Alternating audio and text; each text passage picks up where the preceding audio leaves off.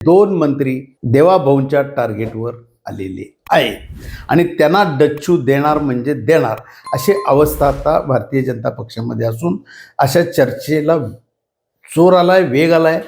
याचं कारण असं आहे की एकतर मंत्री उघडच बोलले की भारतीय जनता पक्ष हा कसा फोडाफोडीचं राजकारण करतो.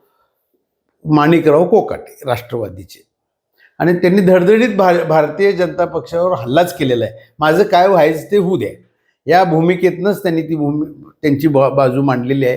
त्याच्या मागं अजितदादा अजिबात नसावेत, कारण ते माणिकराव कोकाटे कसे आहेत अख्ख्या महाराष्ट्राला माहिती आहे.